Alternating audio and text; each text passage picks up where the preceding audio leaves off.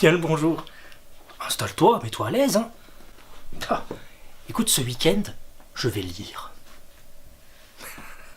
Jean-Michel pourrait dire qu'on s'en fout. Il aurait raison d'ailleurs, hein. Il n'aurait pas forcément tort. Mais ce week-end est spécial. Pour la première fois, je vais tenter de relever le défi du week-end à 1000. Ah, c'est quoi le week-end à 1000? Eh bien tout simplement, c'est lire 1000 pages en 3 jours. De vendredi 19h, pas avant, au dimanche minuit, pas après. Alors tous ceux qui le souhaitent peuvent le tenter, donc tu es le bienvenu si tu en as envie, hein. Je te mets en description le lien du groupe Facebook qui a été fondé par la créatrice du défi, qui est une booktubeuse et qui s'appelle Lily Bookin. Alors pour précision, bien entendu, il ne s'agit pas de lire 1000 pages et d'être un king, ou d'en lire moins et d'être une grosse merde. Hein? Non. L'objectif, c'est de consacrer son week-end à la lecture. Alors si tu lis, je ne sais pas moi, 300 pages, mais que tu t'es organisé de façon à exceptionnellement lire dans ton week-end, ou le plus possible dans ton week-end, eh bien le défi est réussi. Donc lire 1000 pages, c'est l'objectif final, mais c'est pas l'objectif en soi. L'objectif, c'est vraiment de se consacrer à ça. Donc pour moi, la barre des 1000, ça va être dur à atteindre, mais j'ai tout fait pour y arriver. Donc on va voir si ça va marcher ou pas. Je vais te présenter ce que j'ai décidé de lire. Il y a Spox, qui m'a conseillé dans la vidéo Update Lecture, que je vais te mettre dans le i ici, ou là, ou ici, ici. Il m'a conseillé de lire Running Man. Je l'ai trouvé en occasion ce week-end. Je me suis dit, oh, le destin! Et donc j'ai décidé de le lire. Running Man, 259 pages. Alors je vais vous lire le synopsis. La télévision, arme suprême du nouveau pouvoir. Je vous ai déjà dit, il ne faut pas regarder la télé, je vous l'ai déjà dit. Règne sans partage sur le peuple. Une chaîne unique, TF1, diffuse une émission de jeu suivie par des millions de fans. C'est la grande traque. Ben Richards, un homme qui n'a plus rien à perdre, décide de s'engager dans la compétition mortelle. Pendant 30 jours, il devra fuir les redoutables chasseurs lancés sur sa piste et activement aidé par une population encouragée à la délation. Ça rappelle des choses. Tous les moyens sont bons pour éliminer Ben Richards. Donc j'ai décidé de lire ce livre parce que, il y a une espèce d'allégorie avec le défi, justement. Si tu t'arrêtes de lire pendant le défi, le défi c'est mort. Voilà. Et donc il y a cette espèce d'allégorie, justement, où si Ben Richards s'arrête de fuir, il est mort aussi. Donc je vais vous lire justement la fin de ce petit synopsis.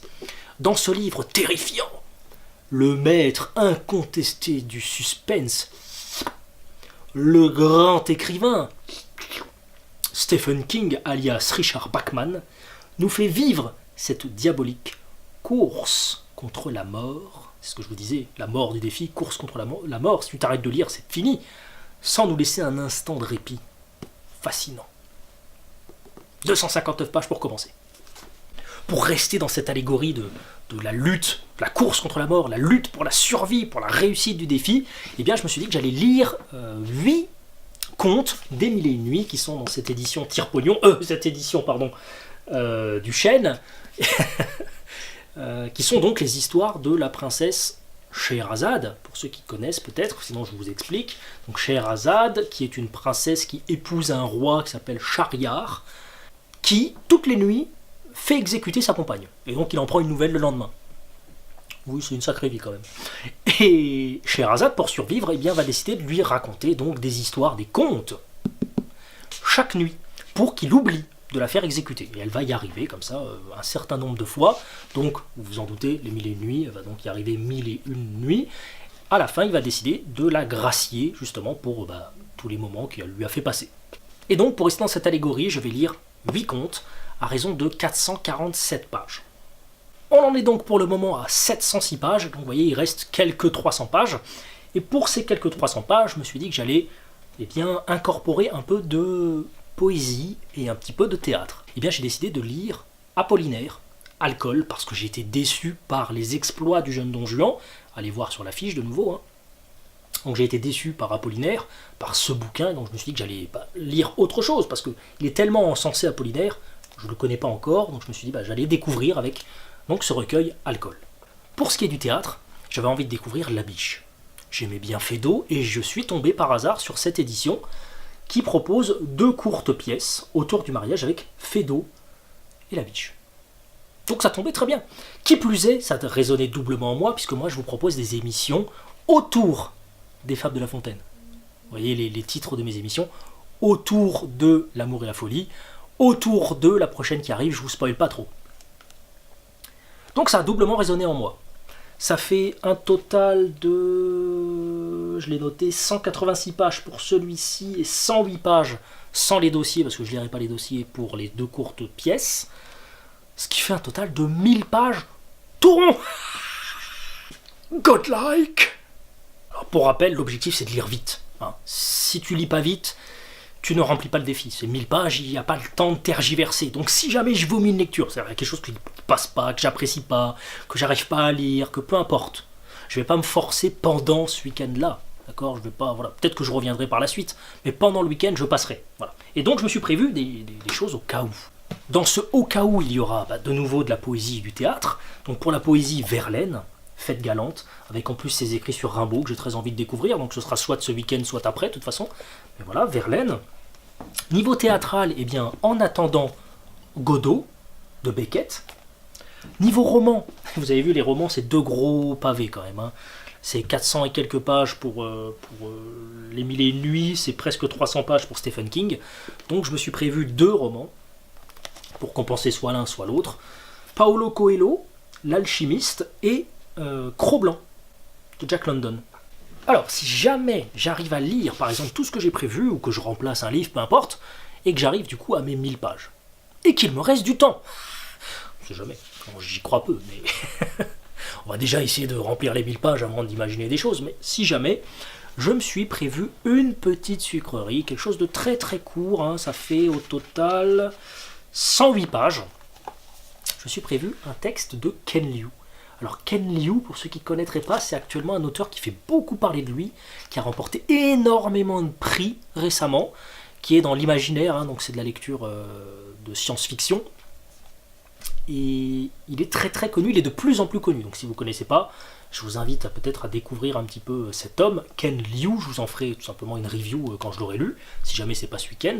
Donc l'homme qui mit fin à l'histoire, c'est ce que j'ai pris. Alors je vais vous donner le synopsis pour voir à quel point c'est assez intéressant. 2 scientifiques mettent au point un procédé révolutionnaire permettant de retourner dans le passé. Une seule et unique fois par période visitée pour une seule et unique personne. Et sans aucune possibilité pour l'observateur d'interférer avec l'objet de son observation. En fait, tu arrives en arrière, mais a priori, tu n'es pas physiquement présent. Tu fais que voir. Un peu comme si c'était une caméra qui filmait l'action. Une révolution qui promet la vérité sur les périodes les plus obscures de l'histoire humaine. Plus de mensonges, plus de secrets d'État. Stop le complotisme. Une fois que tu t'es sûr, il n'y a plus de complotisme possible. Donc voilà.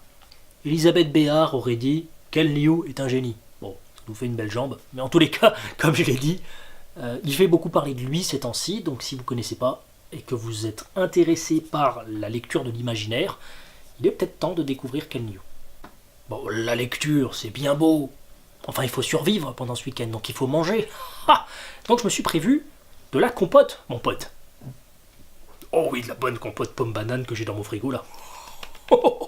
D'ailleurs, des bananes, des pommes, j'en aurai aussi en dur. Du grignotage, des amandes. Faut que je me prenne des amandes. Et même des chips de banane. Donc j'aurai des bananes, des chips de banane, des amandes, de la compote. Je sais pas si je fais ce défi pour la bouffe ou pour la lecture. Pour les repas, faut pas pousser, j'ai pas encore prévu, mais je pense qu'il y aura une pizza en livraison. Oui. Viens relever le défi avec nous, voilà. Et à ton avis, pour ma part, le défi sera réussi ou pas? Je mettrai sans doute quelques stories sur Instagram pour suivre le développement du week-end. Si ça t'intéresse, n'hésite pas à y aller. Tic & Co, T-I-C-Q-E, A-N-D-C-O, tout attaché, Tic & Co pour Tic et Cryo et Tic et Gaïa. Je vous retrouve la semaine prochaine pour le bilan, en espérant avoir réussi, on verra. En attendant, rejoins-nous.